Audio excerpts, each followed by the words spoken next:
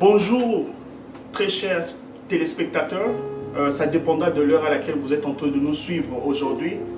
Je vous souhaite les bienvenus pour notre toute première série. C'est une émission chrétienne. Je suis le pasteur Salazar Ndinga. Aujourd'hui, je reçois le pasteur Serge Ngoï. Bonjour, pasteur. Comment allez-vous aujourd'hui? Oui, bonjour, homme de Dieu. Tout va bien par la grâce de Dieu. Gloire à Dieu, gloire à Dieu. C'est vraiment un grand plaisir aujourd'hui de recevoir l'homme de Dieu. Aujourd'hui, nous allons parler un peu de tout, de la vie chrétienne en général. Donc, sans plus tarder, je vais laisser la parole à mon invité du jour, qui est le pasteur Serge, pour la prière. Merci. Merci, pasteur Salazar. Nous allons prier, comme la Bible dit, dans toutes choses, glorifions l'Éternel. Nous allons prier au nom de Jésus-Christ. Père éternel et tout-puissant, nous te disons merci pour ton amour. Merci pour ta faveur, pour ta grâce. Merci parce que tu es le maître des temps et des circonstances. Je recommande cette émission entre tes saintes mains. Je recommande le pasteur Salazar entre tes saintes mains. Remplis de la sagesse, permets à ce que cette émission puisse être l'outillage de l'évangile pour prêcher partout dans le monde. Que nos paroles ne soient pas pour apporter la division ou les polémiques, mais que tout ce qui va sortir de nos bouches puisse apporter l'édification dans les corps du Christ. C'est par ton nom que nous avons ainsi prié. Le Dieu d'Abraham, d'Isaac et de Jacob, tu n'as point changé, tu es le même hier, aujourd'hui et éternellement. Saint-Esprit, glorifie Jésus ce soir. C'est par ton nom que nous avons ainsi prié. Amen, amen, amen. Amen, amen, amen, amen, amen. Vraiment, merci pasteur, merci pour cette prière. Comme je l'ai annoncé aujourd'hui, nous sommes à notre première série d'émissions. Notre émission a pour but d'essayer un peu de sensibiliser pasteur et les enfants de Dieu avec tout ce qui se passe aujourd'hui dans le monde entier. Pour ceux-là qui sont tentés de nous suivre actuellement, nous sommes basés aux États-Unis. Donc, sans plus tarder, je vais passer à ma toute première question. Pasteur, vous voyez comment les églises fonctionnent aujourd'hui, hein, avec l'expérience que vous avez disons, dans le milieu chrétien. Comment nous pouvons définir aujourd'hui l'église? Bon, merci beaucoup, pasteur. Je voulais d'abord dire que c'est une question qui a diverses réponses, mais la chose que j'aimerais nous dire pour le peuple de Dieu, définir l'église d'abord. Si je commence à l'authenticité, c'est-à-dire l'église primitive, okay, on va comprendre que l'église était plus le bâtiment. Okay. Là où les gens partaient, les gens qui utilisaient même la religion, ils partaient aussi dans les synagogues. Ça, c'était dans l'ancien temps. Mais nous, dans la génération que nous sommes dans la génération du Nouveau Testament. Okay. Quand je parle du Nouveau Testament, je vais simplement dire au peuple de Dieu que Jésus-Christ est venu dans le Nouveau Testament, physiquement. Mais il fit déjà dans toute l'histoire, parce qu'il est le premier de tous les grands frères. Et c'est lui le Fils unique de Dieu le Père. Maintenant, quand je dis ça, je pense que nous connaissons l'histoire. Et le peuple de Dieu qui nous suivent, ils savent bien l'histoire, pasteur. Je sais que si on veut entrer dans les détails, on aura la chance prochainement, on va parler juste de ça. Mais j'aimerais dire ceci, l'histoire a commencé dans le Nouveau Testament. Voyons voir maintenant l'église que Jésus-Christ a parlé, que l'église que Jésus-Christ a apportée sur la terre. Jésus-Christ, quand il était sur la terre, il a formé les disciples et lui-même, Jésus-Christ, il était église. Et vous allez remarquer qu'il passait beaucoup son temps aussi dans les synagogues et en prêchant la parole. Mais quand Jésus-Christ est mort physiquement, nous tous nous connaissons l'histoire, il a promis aux apôtres, il a dit, je partirai, je vous laisserai point les orphelins, je vous enverrai les consolateurs, qui est le Saint-Esprit. Qui est le Saint-Esprit c'est une personne. Et le Saint-Esprit était venu pour continuer la mission de l'Église. Mais non, le Saint-Esprit, quand il est descendu, comme je disais au préalable, je disais ceci, qu'à l'ancien temps, l'Église c'était des bâtiments, les édifices. Mais quand le Saint-Esprit est venu, maintenant je parle de l'Église actuelle selon l'évangile de Jésus-Christ qui est notre maître. Le Saint-Esprit, quand la Bible dit, vous recevez Jésus-Christ comme Seigneur et Sauveur d'office, comme la parole est dit, le Père, le Fils et le Saint-Esprit vont venir cohabiter dans la personne. Pour faire quoi? J'aimerais que le peuple de Dieu puisse m'écouter bien.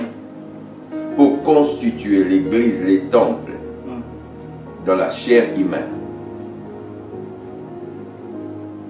Et j'aimerais que bien le peuple de Dieu puisse comprendre ça. Et comme maintenant, cela n'est pas donné à tout le monde, parce qu'il y a une confusion aujourd'hui, mais cela est réservé à tous ceux qui l'ont reçu comme Seigneur et Sauveur. Et d'office, après le baptême, le Saint-Esprit va venir et l'Église commence. Donc la personne qui a reçu Jésus-Christ comme Seigneur et Sauveur, quand il a tous ces trois personnages en lui, les personnages spirituels, Dieu le Père, le Fils et le Saint-Esprit, il constitue l'Église. Mais non, après cela, il y a l'Église. Selon ce que l'évangile de Jésus-Christ, nous avons trouvé ça chez les apôtres. Les apôtres étaient toujours dans l'église comme Jésus quand il était physiquement.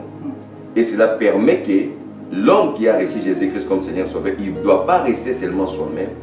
Il doit trouver une église locale de Jésus-Christ pour aller grandir spirituellement. Parce que la mission de l'église n'est pas seulement être église, mais c'est pour que le peuple de Dieu puisse accroître pour une seule bonne mission claire, qui est les salis. C'est comme ça que je vais définir l'église. L'église actuellement, c'est dans la personne lui-même et les temples. Quand on dit les temples, on revoit simplement l'église. On voit les sacerdoces. Okay. C'est un peu ça, pasteur. Merci, pasteur, pour cette explication. Je suis sûr que nos téléspectateurs qui sont à la maison, ils ont compris le message venant de notre invité du jour, qui est le pasteur Serge Ngoyi. Donc, ce qui m'amène aussi à vous poser, pasteur, si vous me le permettez, une seconde question, parce que nous voyons comment les enfants de Dieu se comportent aujourd'hui. Ok? Nous voyons certains chrétiens qui ont l'habitude de dire que partir à l'église n'est pas une obligation. Ils disent que Dieu est partout. Il y a même certains qui disent prier à la maison aussi, c'est une bonne chose, que Dieu va écouter leurs prières. Et puis, lorsque nous écoutons ces enfants de Dieu, ils disent que ce n'est pas une obligation et puis ils ne voient pas vraiment l'importance d'aller à l'église pour prier. Qu'en pensez-vous par rapport à cette affirmation venant des enfants de Dieu? Bon, je dirais ceci, pasteur. Le problème, ce n'est pas seulement ces enfants de Dieu. Mais souvenons-nous d'une chose. Jésus-Christ, quand il est venu, il a dit, je suis venu pour les brebis égarées d'Israël. Nous sommes Israélites par la foi. Parce que Jésus-Christ a dit, pour tous ceux qui l'ont reçu comme Seigneur et Sauveur, ils sont devenus enfants de Dieu. Aujourd'hui, nous avons des types de l'évangile. Il y a l'évangile concentré à l'être humain. Et il y a l'évangile pur de Jésus-Christ qui nous a amenés ici pour les salis. Maintenant, ma question est celle-ci. Je sais que l'émission vous appartient, je n'ai pas le droit de vous poser dans des questions, mais je parle quand même au peuple de Dieu qui me suivent. La question est celle-ci que le peuple de Dieu doit se demander. Devons-nous suivre l'évangile concentré selon l'homme ou bien devons-nous suivre l'évangile de Jésus-Christ qui est la parole de Dieu, qui est Jésus-Christ lui-même qui est la parole de Dieu, qui s'est fait chair? Ça, c'est la question d'abord. Maintenant, pour répondre à cette question, vous savez, je vais vous dire une chose, homme de Dieu. Satan est malin, il est risé. Qu'est-ce que Satan fait? Satan entre toujours dans l'être humain pour opérer ce qu'il veut faire. Mais, en entre-temps, Dieu n'est pas dans la foule. Le Dieu que nous parlons, quand nous parlons de Dieu, nous faisons allusion de Jésus-Christ Nazareth. Amen. Parce que Jésus a dit, celui qui a vu le Fils a vu le Père. A vu le Père, a vu le Fils. C'est lui seul qui a vu le Père. Maintenant, les hommes aujourd'hui se donnent cette facilité pour se plaire. Ils se disent que Dieu est partout. Oui, exactement, Dieu est partout. Mais Dieu n'est pas pour tout le monde. Dieu est pour ceux qui l'ont reçu comme Seigneur et Sauveur. Mais si vous ne l'avez pas reçu comme Seigneur et Sauveur, tout le monde peut prier, tout le monde peut faire toutes choses. Mais à la fin, le peuple de Dieu doit savoir ceci. C'est l'ignorance. Mais moi je dirais, Dieu est partout. quand on les reçoit d'abord comme Seigneur et Sauveur. Et j'encouragerai au peuple de Dieu d'être toujours ensemble, de prier ensemble comme les apôtres. Les apôtres ont été l'exemple de l'église, du christianisme, des réveils.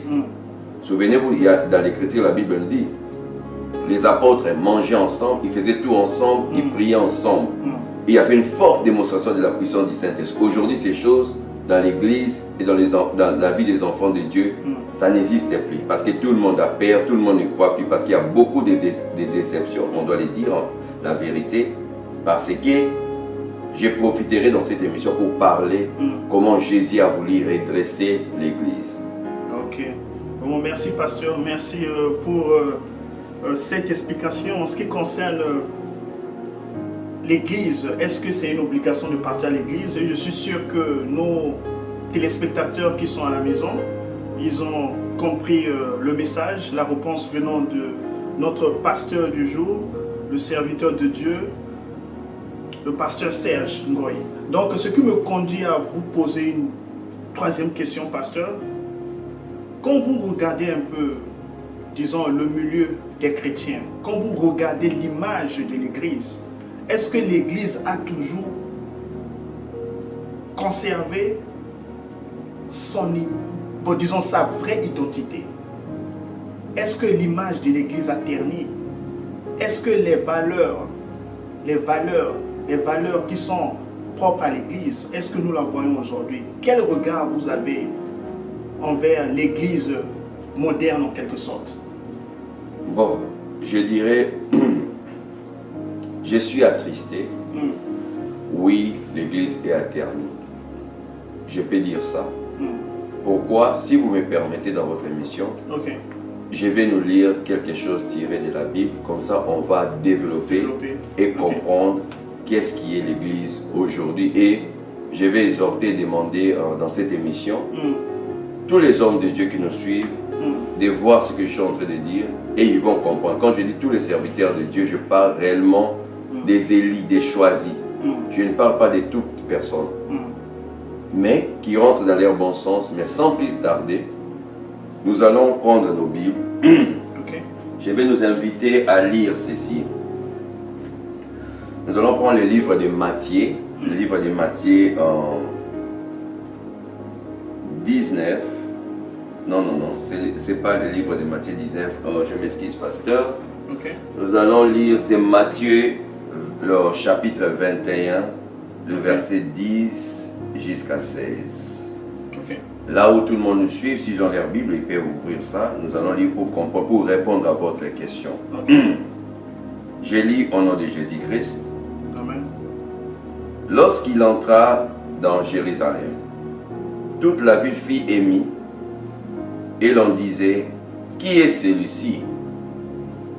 11. La foule répondait, c'est Jésus le prophète de Nazareth en Galilée. 12. Jésus entra dans les temples. Là maintenant, c'est là où nous allons développer. C'est ça. Jésus entrant dans les temples de Dieu, il chassa tous ceux qui vendaient et qui achetaient dans les temples. Il renversa les tables des changeurs et les sièges des vendeurs de pigeons. Je vais descendre, si vous me permettez, 13 pour comprendre. Et il leur dit, il est écrit, ma maison sera appelée une maison de prière. Amen.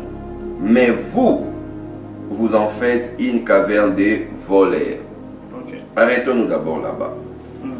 Pasteur, je pense que l'écriture est claire, l'écriture parle d'elle-même. C'est ça l'image que l'église devrait avoir. L'église en soi devrait être la maison de la prière. Mais ça, c'est Jésus.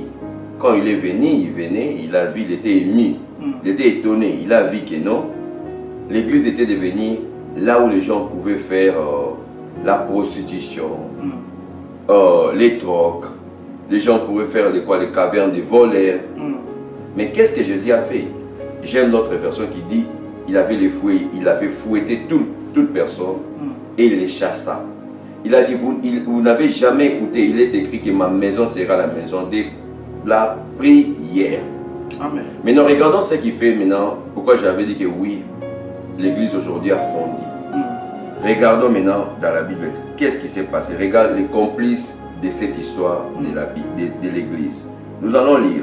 Maintenant, on va descendre dans le verset 15. Que Dieu bénisse son peuple, tout le monde qui nous suit, et nous allons découvrir ceci. Je lis au nom de Jésus-Christ. Amen. Mais les principaux sacrificateurs et les scribes firent indignés à la vue des choses merveilleuses qu'il avait faites et des enfants qui criaient dans les temples. Hosanna au fils de David. Qui était indigné? Ce sont les sacrificateurs. Qui sont les sacrificateurs?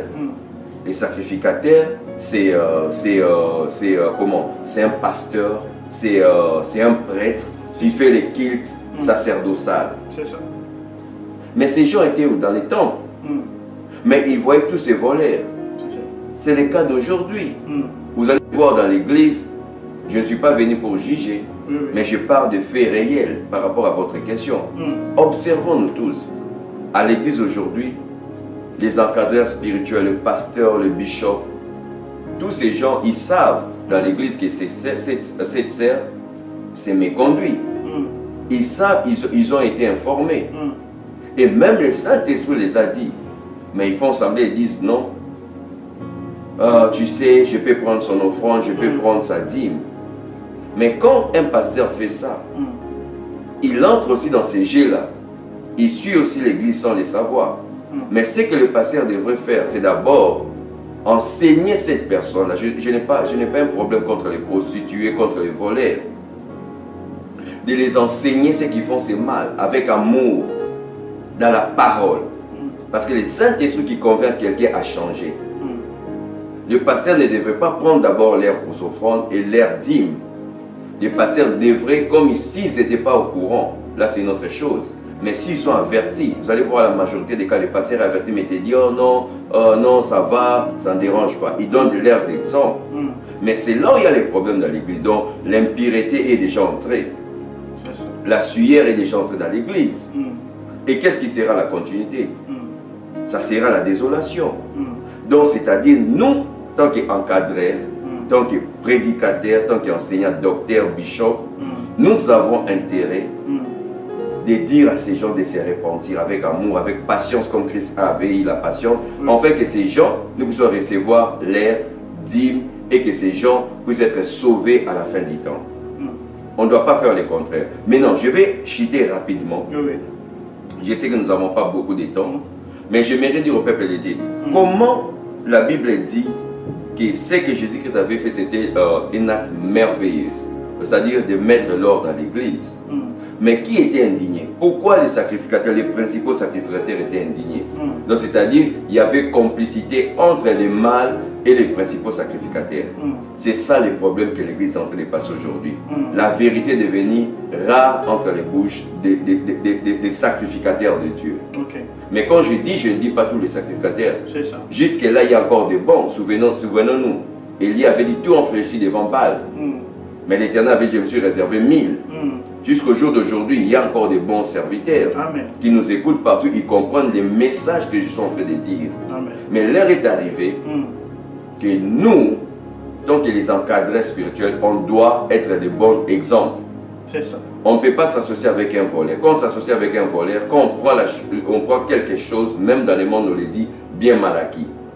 Mais quand tu es un pasteur, tu t'illustres dans ces choses, mais tu détruis l'église, tu détruis la chose sacrée.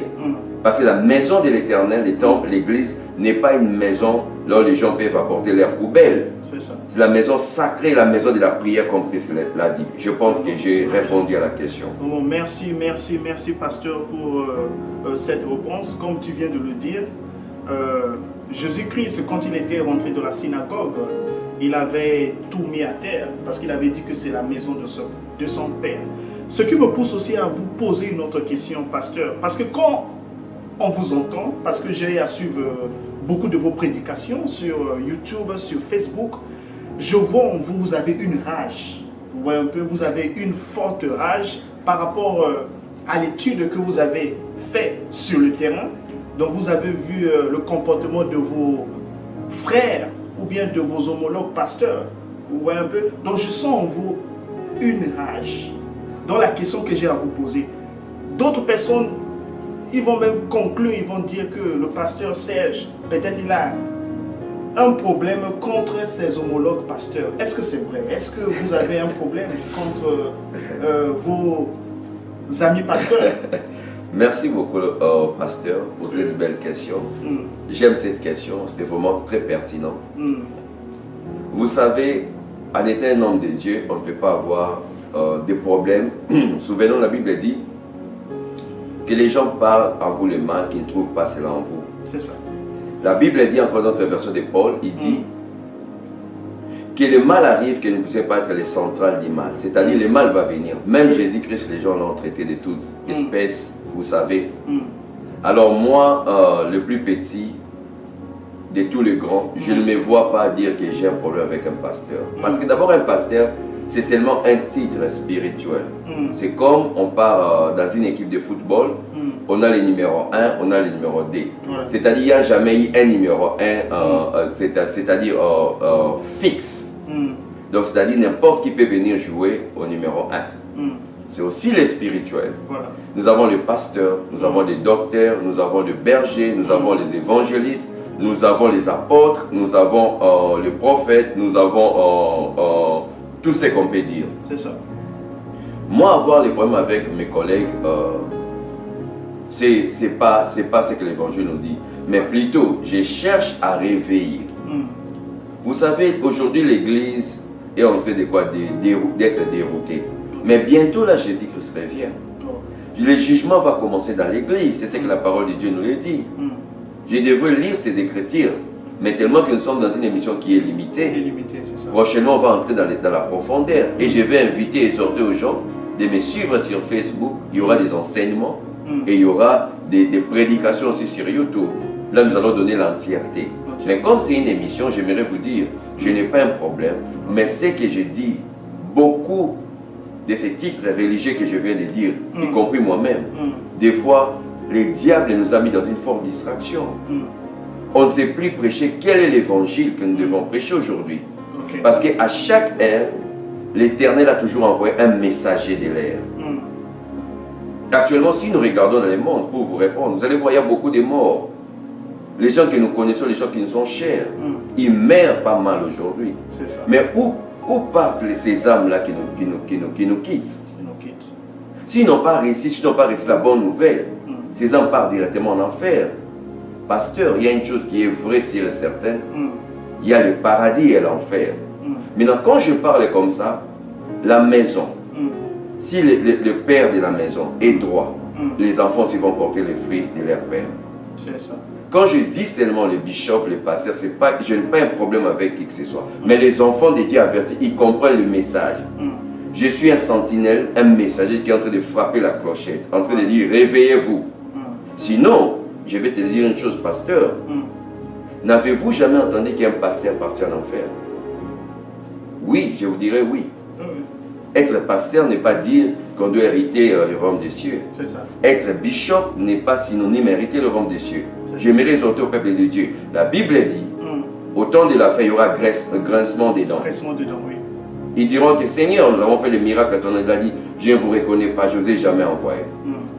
Alors au peuple de Dieu, bishop, cardinal, tout ce qu'on peut dire aujourd'hui, mon message n'est pas contre vous. Je cherche à nous réveiller. Prêchons le message de l'air. Parce que je vais dire une chose avant de chuter. On peut tout prêcher. Tout est permis, mais tout n'est pas utile. Quel message doit-on donner au peuple de Dieu? Moi, je pense, si on regarde tout ce qui se passe aujourd'hui, pasteur, on doit prêcher comme Jésus-Christ. Et on doit prêcher comme les apôtres. Quand je dis prêcher comme Jésus-Christ, c'est quoi? Jean-Baptiste avait commencé. Répentez-vous, car le royaume des cieux est proche. Jésus-Christ est venu, il a prêché aussi, répentez-vous, car le royaume des cieux est proche. Les apôtres ont commencé, Philippe, Pierre, ils ont commencé, répentez-vous, car le royaume des cieux est proche. C'est-à-dire, le royaume des cieux est plus précieux que tous les héritages de ce monde. C'est pour cela que je cherche à réveiller mes collègues. Et les pastorats, c'est seulement un titre. Tout le monde peut l'avoir. Les bishops, c'est un titre. Mais le royaume des cieux, n'est pas pour les titres. Alors, si la tête, elle est pourrie, la caisse ne sera pas bien. C'est ça ma mission. Je n'ai pas un problème contre qui que ce soit. Okay. Et j'ai de bonnes relations parce que j'ai beaucoup des amis pasteurs. Voilà, c'est ça. Donc c'était vraiment très important pour moi de souligner cet aspect. Parce que quand je suis souvent vos prédications, je vois en vous, vous avez la rage. C'est comme s'il y a quelque chose qui ne marche pas. Vous avez l'habitude de taper la main sur la table. Donc, nos téléspectateurs qui sont à la maison, dont vous venez à peine d'écouter la réponse de notre invité du jour, le pasteur Serge Ngoyi, il vient de souligner qu'il n'a aucun problème contre les serviteurs de Dieu. Donc, il voulait juste réveiller ceux-là qui se disent pasteurs, ceux-là qui se disent révérends, qu'il est l'heure de prêcher la bonne nouvelle. N'est-ce pas, pasteur? Oui. En quelque sorte, c'est ça. C'est ça. Donc, ce qui me conduit encore à vous poser une autre question. Pasteur, nous sommes dans les églises. Vous voyez un peu, c'est vrai que je suis pasteur comme vous. Nous avons l'habitude aussi de voir comment les autres églises ont l'habitude de fonctionner. Mais j'ai fait un constat, pasteur.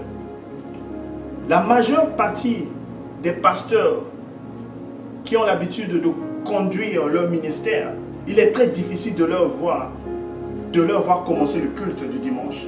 C'est très difficile. Souvent, vous allez voir, la chorale est en train de chanter. Vous allez chercher le pasteur, vous ne le verrez pas. Donc, je ne sais pas si vous avez fait ce constat, parce que j'ai eu à remarquer, même en Afrique, un peu partout, au début du culte, vous n'allez pas voir le pasteur, vous allez voir juste la chorale qui est en train de chanter, de louer le Seigneur, tout ça là. Et puis, vous allez voir seulement le pasteur ou bien le prédicateur, il va rentrer seulement quand il sera l'heure pour prêcher la parole de Dieu. Et puis souvent vous allez les voir, ils vont marcher sur le tapis rouge sous les applaudissements des enfants de Dieu. Maintenant, selon vous, pasteur, la question que j'ai à vous poser, est-ce que ces pasteurs-là ne commettent pas une erreur? Parce que nous avons vu l'histoire de David, nous avons vu comment David, il adorait Dieu de tout son cœur, et la Bible disait même des fois, il était même presque nu. Mais qu'en pensez-vous par rapport à ce genre d'actes? Est-ce que les pasteurs ne sont pas tentés de commettre une erreur? Bon, ça c'est une question très sensible et pertinente. Vous savez, l'histoire de l'évangile, moi je dirais plus que les hommes de Dieu doivent retourner au bon sens et de suivre, de voir un peu comment Jésus-Christ lui-même à exercer son ministère. Et de voir, je vais commencer déjà à nous dire, si pour beaucoup de gens ne savent pas, Jésus-Christ était né dans l'étable. Quand on dit étable, je pense que vous comprenez, là où habitent les moutons. C'était seulement pour nous faire voir qu'il était venu pour servir les autres et non se servir. Bon, tu sais, on était habitué aussi à voir cela normal. On a grandi dans un milieu de l'église. Oui. On a trouvé ça normal, mais en fin de compte, il y a beaucoup à dire là-bas. Et premièrement, c'est que je vais référer aux enfants de Dieu, de revoir la Bible et de voir réellement, comme les disciples les bérets faisaient, consulter les Écritures. Est-ce que c'est l'idolâtrie? Est-ce que c'est l'égarement? Est-ce que c'est nécessaire? Est-ce que? Donc il y a beaucoup de est-ce que, mais je dirais plus, pour répondre à cela, il faut bien sonder les Écritures et suivre l'exemple de Jésus-Christ. Parce que, vous savez, des fois, le diable, qu'est-ce qu'il fait? Il a voulu dire à Jésus, après quand Jésus a jeûné 40 jours, il a dit, si seulement tu t'agenouilles, viens voir. Il a amené Jésus en esprit, il lui a amené là-bas, en disant que si tu t'agenouilles, je vais te donner la gloire de ce monde. Oui. Mais cela doit interpeller aux pasteurs et aux enfants de Dieu. Jésus avait refusé ça. Pourquoi? Parce que Jésus sait qu'il ne devait pas être adoré comme ça. Il n'avait pas besoin de chercher toutes ces choses. Il savait toujours que le Fils devrait être glorifié par le Père. Et Jésus n'avait pas beaucoup parlé, il a parlé beaucoup du Père. Et c'est le Père qui l'a glorifié. Des fois, ce genre de choses, beaucoup des enfants de Dieu, beaucoup de ces pasteurs, ce sont réellement des appelés aussi. Mais on dit maintenant c'est le style. Mais qui a porté ces styles-là? Moi, je sais que Jésus-Christ, quand il était entré, les jours des sabbats, on avait étalé les pagnes. Et il est entré avec l'âne. Mais le cas de Jésus, c'était une autre histoire. On ne doit pas nous comparer avec Jésus parce qu'il n'y a aucun prophète qui est plus puissant que Jésus. Tout ce que Jésus avait fait était parfait. Mais je dirais plus, il faut faire très attention. Parce que Dieu, il n'aime pas les idoles. Je dirais aux enfants de Dieu de revoir ça, ce n'est pas vraiment quelque chose de bien de faire. Et quand on parle de la louange, la Bible dit, louer c'est prier des fois. Mais quand vous êtes serviteur de Dieu, vous devrez être exemplaire, vous devrez être là. Jésus-Christ était toujours accompagné avec ses disciples. Quand il prêchait, ses disciples étaient là. Ils étaient au même moment. Mais je ne sais pas d'où vient cet évangile. Moi aussi, j'ai constaté ça. Mais je dirais, prenons garde de revoir si c'est important. Mais je sais qu'un homme de Dieu doit être humble. Oui. Mais ces choses te poussent à vouloir la gloire. Et les gens vont te mettre dans un rang de commencer à t'adorer et carrément tu as les problèmes avec Dieu. C'est ce que je peux répondre, mais je trouve que c'est pratique. Si ce n'est pas dans la Bible, je dirais que ce n'est pas un bon pratique. Mais un homme de Dieu doit être toujours à l'air au service. C'est ce que je dirais. Ok, je vois, c'est ça. Donc voilà, c'était une question vraiment qui me tenait vraiment à cœur. Il fallait vous poser cette question, pasteur, parce que lorsque nous partons dans les églises, il est très difficile de voir le pasteur d'une église en train de chanter avec les chantres de la chorale. Vous voyez un peu? Nous savons que chanter, c'est prier deux fois. Parce que nous lisons la Bible aussi. Même la Bible dit qu'au ciel, ce que les anges font, ils ne font que chanter. Vous voyez un peu? Donc, de par mon expérience personnelle, j'ai constaté que un peu, beaucoup de pasteurs aujourd'hui, c'est comme s'ils ont l'habitude de sous-estimer l'adoration. Vous voyez un peu? Adorer le Seigneur dès le départ, c'est comme si tu es en train de t'échauffer. Vous voyez un peu? Parce que c'est ça qui va te permettre afin que tu puisses te connecter avec ton Dieu. Donc l'adoration, elle est très importante. Et puis pasteur, qu'est-ce que vous en pensez? Parce qu'aujourd'hui, vous allez voir, les pasteurs aujourd'hui, dans des églises, il est même très difficile de voir même un pasteur en train de chanter, disons, de chanter puis de danser pour son Dieu. Vous voyez un peu? On voit les pasteurs qui sont sérieux. Donc vous voyez un peu? Donc lorsque nous partons dans les églises, même les enfants de Dieu, quand ils partent dans les églises, ils sont très sérieux. Comme si c'était des personnes qui ne savaient même pas danser. Mais lorsque vous partez dans les boîtes de nuit, vous allez voir qu'en réalité, c'était des grands danseurs. Que ce soit les fidèles de l'église et même les pasteurs aussi. Mais pour faire quelques pas de danse, ça devient un problème, même pour le serviteur de Dieu. Qu'est-ce que vous en pensez, pasteur? Bon, moi je dirais ceci. Waouh, ça ce sont des questions très pertinentes, pasteur. Merci pour ces questions. Et je comprends que vous faites une bonne lecture et une bonne observation à l'église. Vous savez, aujourd'hui, il y a des influences qui sont entrées à l'église. Mais d'où viennent ces influences? Je ne sais quoi vous dire. Si ce n'est que je peux dire, c'est le diable, le risé qui amène ça dans les églises. Même les anges qui voient Dieu permanent. Parce qu'il y a les anges qui sont avec Dieu, qui connaissent Dieu. Mais nous, on n'a pas encore vu Dieu comme ça. On les voit au travers beaucoup des attributions, mais personnellement, les anges connaissent Dieu. Et ils chantent, ils adorent pour lui. Mais nous ne sommes que des êtres humains. Mais le titre de pastorat, donc c'est un titre. Mais si on n'arrive pas à chanter, comme moi là, moi je danse pour lui, mais malgré que je ne sais pas danser, mais je danse quand même pour mon Dieu. David l'a fait, il a dansé. C'est ça. Mais non, le problème c'est quoi? C'est un style qui est venu, que les gens se disent, quand je suis devant les enfants de Dieu, je dois me comporter comme ça, comme ça. Mais si le pasteur voit bien les Écritures, ils vont comprendre que beaucoup, ils se sont mis au rang des scribes et des pharisiens. Ils aimaient les premières places et se mettre là en s'habillant, c'est-à-dire la tête couverte jusqu'aux pieds. Observer toute chose. Mais je dirais que si le pasteur font ça, c'est vraiment une grande erreur.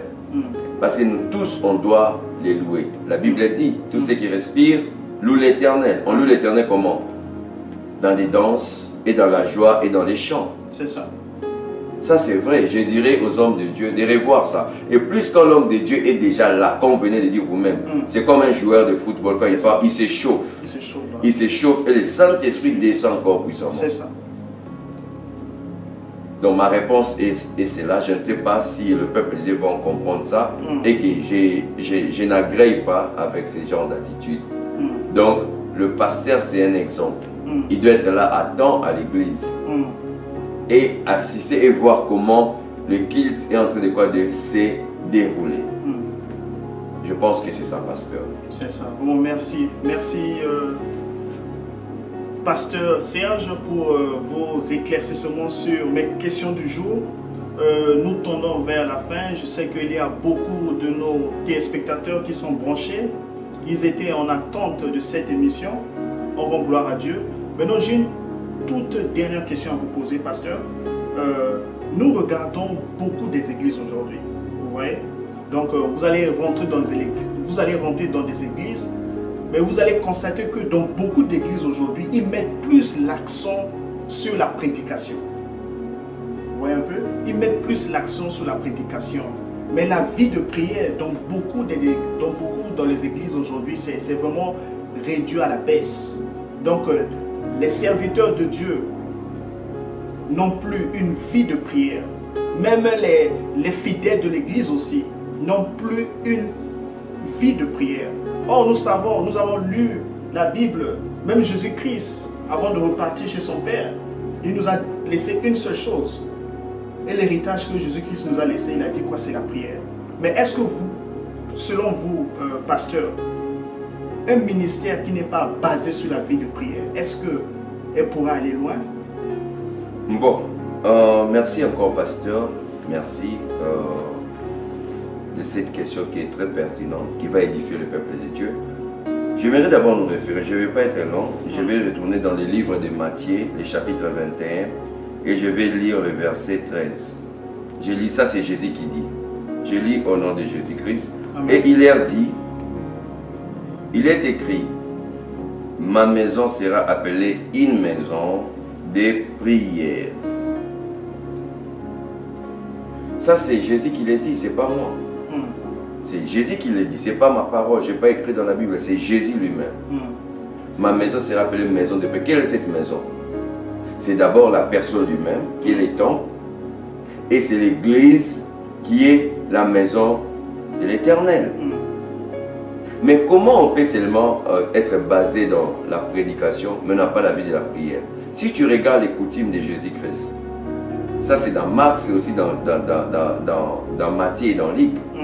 Jésus-Christ partait dans les synagogues, mais il y avait des moments où il s'est retiré la nuit. Vous allez écouter le verbe, il s'est retiré. Et quand il s'est retiré, il partait consulter son Père. Parce qu'on ne prêche pas seulement pour prêcher. On doit prêcher avec démonstration de l'onction. Mais cette puissance, cette onction qui vient, ça vient de la prière. C'est le Père qui nous donne au travers de Jésus-Christ. Mais une église sans la prière avec la vie de la prédication, c'est une église morte. Il n'y a pas les réveils là-bas. Donc il faudrait d'abord commencer dans la prière. Je sais qu'aujourd'hui les gens disent, ah nous sommes occupés.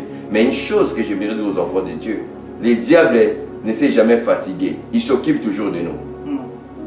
Peu importe tout ce qu'on peut dire. On doit se réveiller. Commencer. Où sont les évangélistes de la foi passée quand nous avons reçu le Saint-Esprit? Où sont les pasteurs de la foi passée quand nous avons reçu le Saint-Esprit? Où sont les frères? Même à l'époque, je me rappelle quand les réveils étaient entrés. Il y avait des frères, quand ils vous prient comme ça, vous voyez le feu, vous voyez le Saint-Esprit. Où sont ces gens? Où sont-ils passés? C'est-à-dire ces gens recevaient la puissance au travers de la vie de la prière. Ça. Donc sans la prière, on ne peut pas faire le ministère. Donc on doit aller dans la prière et faire le ministère. J'avais voulu donner beaucoup de l'écriture ici au peuple de Dieu, mais compte tenu à l'émission, comme nous tendons la fin, prochainement je vais les donner même dans nos enseignements, voir comment Jésus-Christ a exercé son ministère et pourquoi il était puissant.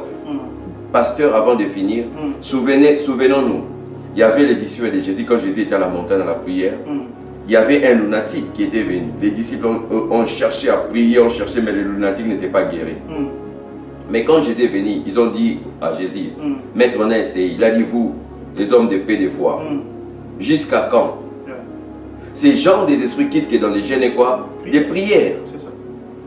Alors, la prière est très importante dans la vie des enfants de Dieu. Donc, manque tout, mais la prière, la foi doit être constante. C'est ça. C'est ça ma réponse. Donc, l'église sans la prière, avec la prédication, on peut bien enseigner, on peut bien prêcher, c'est mort. C'est ça. Vraiment, merci, Pasteur Serge.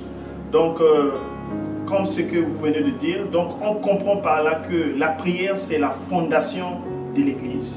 Amen. C'est comme construire une maison sans fondation, la maison va s'écrouler. Donc, la prière, c'est la langue avec laquelle nous communiquons avec notre Dieu. Vraiment, merci. Nous tendons déjà vers la fin de l'émission. Et puis, nous remercions nos frères et sœurs, ceux-là qui ont disposé leur temps pour nous écouter. Et nous leur dirons merci. Je vais passer la parole à mon invité du jour, le pasteur Serge. Peut-être qu'il a quelque chose à dire. Merci encore, pasteur. Il y a toujours des choses à dire parce que tous les jours, le Saint-Esprit nous met toujours quelque chose à édifier le peuple de Dieu. Parce que Dieu travaille toujours. Malgré qu'il avait déjà fini à créer, mais il continue à travailler. C'est ça. Donc, c'est-à-dire quand on construit une maison, on ne reste pas toujours là pour se reposer. On doit travailler pour le survie de la maison. C'est ça. Notre Dieu n'a jamais eu repos. Il travaille toujours. Il avait eu repos quand il avait fini à créer. C'est-à-dire tous les jours, il nous donne toujours le message. C'est ça. Ce que j'aimerais dire au peuple de Dieu, merci pour tout le monde qui nous a suivis. Je pense que mes propos ne seront pas l'occasion de chuter beaucoup. Je sais que beaucoup connaissent plus que moi. Mais en partie, ce que je connais, je cherche à parler au peuple de Dieu. Au vrai peuple de Dieu, en fait. Bientôt là, ça sera la fin du monde. Nous avons compris, nous et vous, que nous perdons des êtres chers. Nous avons compris des présidents, des rois, des hommes forts, ils sont en train de passer. Mais la question est ceci. Ayons la réflexion. Tout est permis, mais tout n'est pas utile. J'encouragerai aux hommes de Dieu de retourner dans la prière, dans la vie de la prière. Ça va faire que les Saint-Esprit puissent redonner encore la seconde gloire. Et quand les hommes de Dieu vont se réveiller, les réveils vont rentrer encore dans l'église. Et je vais dire aux hommes de Dieu de soutenir les démunis, d'aider les enfants qui en manquent, de soutenir le veuve, de faire ce que Jésus-Christ avait dit de faire. Que Dieu bénisse cette émission. Merci, pasteur. Amen. Merci de m'avoir reçu dans votre émission. Gloire au Seigneur. Que Dieu vous donne encore beaucoup de la sagesse et que cette émission puisse être l'outil de l'évangile pour édifier le peuple de Dieu. Vraiment, amen. Merci beaucoup, pasteur. Amen. Que Dieu vous bénisse. Merci. Et je ne vais pas oublier de m'adresser à nos téléspectateurs. Je vous invite de partager au maximum cette émission. Il faut les partager dans les réseaux sociaux. Et ça aussi, c'est une manière aussi d'évangéliser. Amen. Quand vous partagez une émission chrétienne, vous êtes en train déjà de participer à l'évangélisation. Ok, ne croyez pas tenir le micro et puis prêcher devant l'église. C'est seulement ça qui signifie servir le Seigneur. Amen. Parce que nous connaissons aujourd'hui, nous connaissons beaucoup, il y a beaucoup d'enfants de Dieu aujourd'hui, ils ont l'habitude de publier les émissions qui n'honorent pas notre Seigneur, qui ne glorifient pas le Seigneur. Donc l'exercice que je vous ai donné ce soir, vous allez participer à l'évangélisation de cette émission en publiant le lien de cette émission dans beaucoup de forums ou bien dans des sites que vous avez l'habitude de visiter. Et ça sera pour la gloire de Dieu. Et Dieu ne va pas hésiter pour vous bénir. Nous voici maintenant à la fin de l'émission. Je dis merci à nos frères et sœurs, ceux-là qui ont disposé leur temps pour nous suivre. Que Dieu vous bénisse. Et puis nous allons nous revoir à notre prochaine édition. Amen. Amen. Merci, pasteur, que Dieu vous bénisse. Merci. Et que Dieu bénisse le peuple de Dieu. Au nom de Jésus-Christ de Nazareth. Amen. Amen.